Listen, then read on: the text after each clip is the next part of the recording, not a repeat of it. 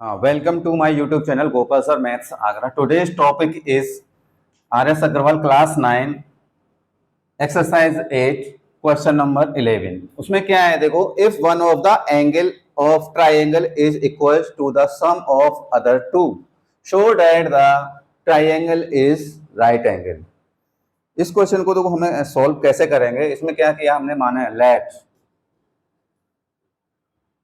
First angle, कोई भी triangle होता है उसमें कितने होते हैं, 3 एंगल होते हैं। कितने?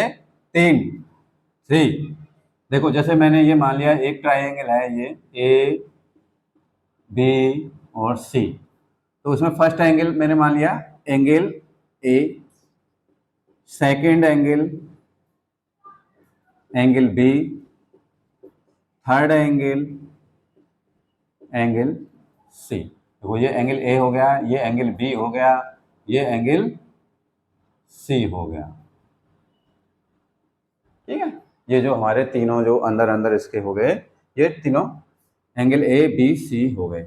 अब इसमें देखो एज पर क्वेश्चन, उसमें क्या बोल रहा है हमारा, as per question one of the angle of triangle is equal to the sum of other two. यानी इसमें ये बोल रहा है कि कोई भी एक जो एंगल है वो बाकी दोनों एंगलों के सम के इक्वल है। तो मान लेते हैं हम, देखो एंगल ए है, वो क्या बोल रहा है, angle B plus angle C के इक्वल है। कोई भी एंगल ए का है, कोई भी एंगल ले सकते हैं इसमें हम, या तो हम एंगल बी इक्वल टू ले सकते हैं, angle B equal to angle A plus angle C कर सकते हैं, या angle C equal to angle A plus angle B भी कर सकते हैं। लेकिन हमने मान लिया angle A equal to angle B plus C. अच्छा, एक ट्राइंगल में हम जानते हैं, we know that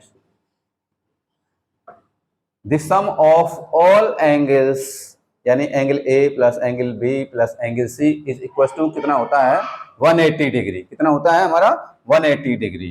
angle A plus angle B plus angle C is equal to हमारा कितना होता है, हमारा 180 डिग्री।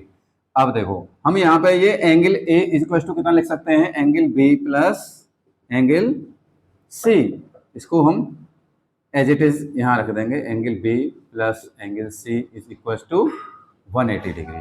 अब यहाँ पे देखो angle B plus angle B कितना हो गया, 2 angle B, 2 angle B plus angle C, और एंगल सी कितना हो गया, 2 angle C is equal to 180 degree. दो कॉमन ले लिया हमने, angle B plus angle C is equal to 180 degree. Angle B plus angle C is equal to 180 by 2, 2 से ये 90 टाइम हो गया। तो angle B plus angle C is equal to कितना आ गया हमारा, 90 डिग्री। कितना आ गया हमारा, 90 डिग्री। अब देखो हमारा एक जो राइट एंगल ट्राइंगल होता है, इसमें जो दो एंगल, जो हमारे जो रिमेनिंग 2 एंगल्स होते हैं, तो उनका जो सम होता है वो हमारा 90 डिग्री होता है।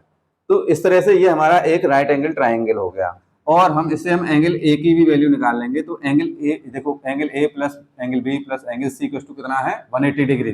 तो एंगल ए इक्वल टू कितना आ जाएगा, 180 minus angle B plus angle C, यानी 90 डिग्री। तो यानी एंगल ए इक्वल टू कितना आ गया हमारा, 90 डिग्री। इस तरह से हम ये ट्राइंगल हमारा ऐसा बन जाएगा, यानी ये ए बी और ये सी। तो यानी एंगल ए हमारा कितना हो गया, ये 90 डिग्री, और जो रिमेनिंग हमारे जो एंगल बी और एंगल सी हैं वो हमारे कितना हो गए, 90 डिग्री। तो इससे मतलब हैंस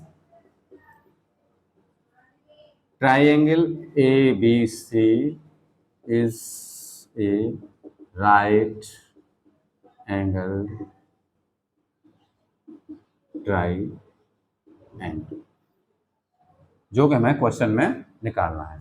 थैंक्स।